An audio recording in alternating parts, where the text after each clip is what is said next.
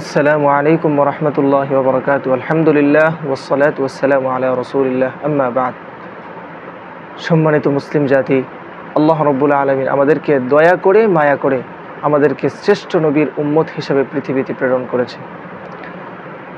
রাসূলুল্লাহ সাল্লাল্লাহু আলাইহি ওয়াসাল্লামের মহাব্বত, ভালোবাসা, এটা প্রত্যেকটা উম্মতের ভিতরে থাকা, এটা আমাদের জন্য ঈমানের চাহিদা। রাসূলুল্লাহ সাল্লাল্লাহু আলাইহি ওয়াসাল্লামের মহাব্বত আমাদের জন্য ঈমানের পরিপূরক।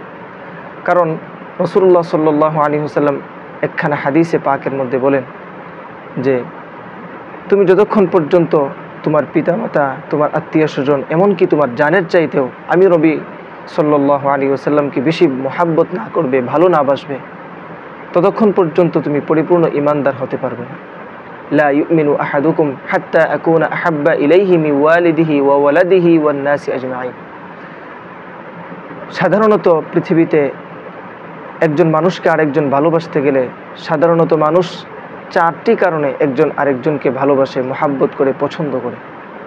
এর মধ্যে একটি হচ্ছে জামাল, আরেকটি হচ্ছে কামাল, আরেকটি হচ্ছে নওয়াল, আরেকটি হচ্ছে কারাবত। এই চার কারণে একজন মানুষ আরেকজনকে মহাব্বত করে। এক নম্বর হচ্ছে জামাল, মানে সৌন্দর্য। সৌন্দর্যতার কারণে একজন মানুষ আরেকজনকে মহাব্বত করে। দুই নম্বর কারণ হচ্ছে কামাল, মানে যোগ্যতার কারণে। যোগ্যতার কারণে একজন মানুষ আরেকজনকে মহাব্বত করে, ভালোবাসে। তো আমরা রাসূলুল্লাহ সাল্লাল্লাহু আলাইহি ওয়াসাল্লামের সৌন্দর্যতা নিয়ে আজকে কিছু আলোচনা করব। সেই সুবাদে হযরত আয়েশা সিদ্দিকা রাদিয়াল্লাহু তাআলা আনহার একখানা কৌল, ওনার একখানা বাণী আমরা সর্বপ্রথম আপনাদের সামনে পেশ করতে চাই।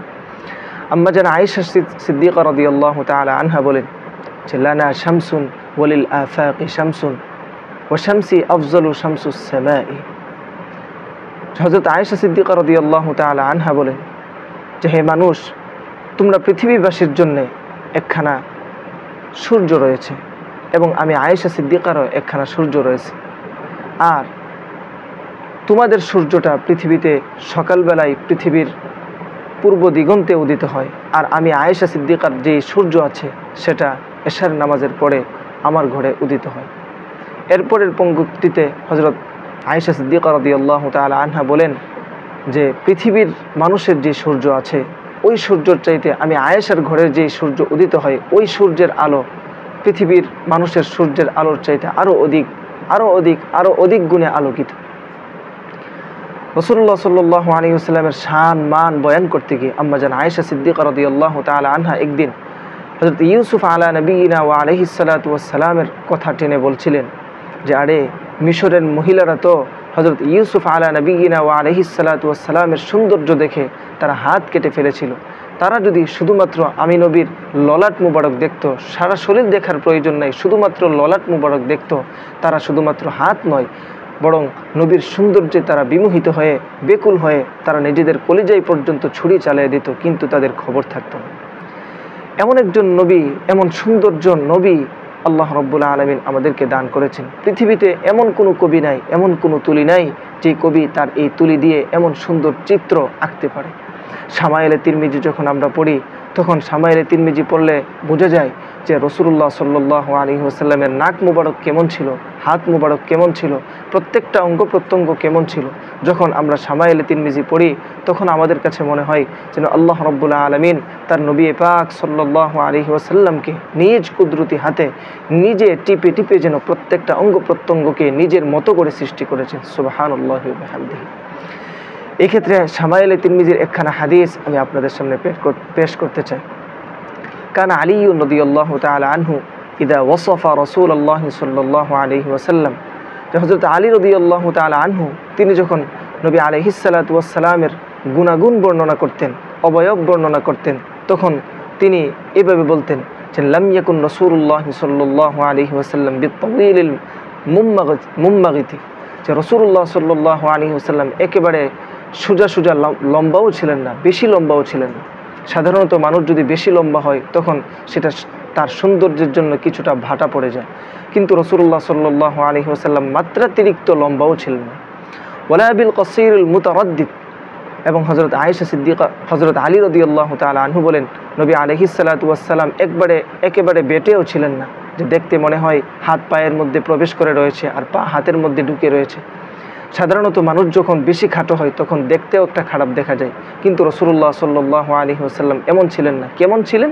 হযরত আলী রাদিয়াল্লাহু তাআলা আনহু ওনার বর্ণিত হাদিসের পরবর্তী অংশে বলেন, ওয়া কানা রাবআতাম মিনাল কওম, যে রাসূলুল্লাহ সাল্লাল্লাহু আলাইহি ওয়াসাল্লাম ছিলেন মাঝারি ধরনের, বেশি লম্বাও না বেশি খাটোও না। লাম ইয়াকুন বিল জাদিল কতত।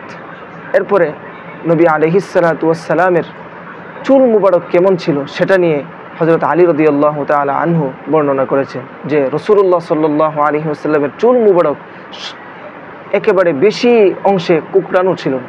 বেশি যদি কুকড়ানো চুল হয় তখন এটাও দেখতে দৃষ্টিকটু মনে হয়। ওয়ালা বিসাবতি, এবং রাসূলুল্লাহ সাল্লাল্লাহু আলাইহি ওয়াসাল্লামের চুল মুবারক একেবারে সোজাসুজিও ছিল না, লম্বা লম্বিও ছিল না, বরং রাসূলুল্লাহ সাল্লাল্লাহু আলাইহি ওয়াসাল্লামের চুল মুবারক কানা রাজিলান, সামান্য একটু কুকড়ানো ছিল। দেখতে মনে হতো যেন রাসূলুল্লাহ সাল্লাল্লাহু আলাইহি ওয়াসাল্লামের চুলগুলা দেখলে সাহাবায়ে কেরাম অনুভব করতেন যেন সমুদ্রের উপরে মৃদু ঢেউ বয়ে যাচ্ছে।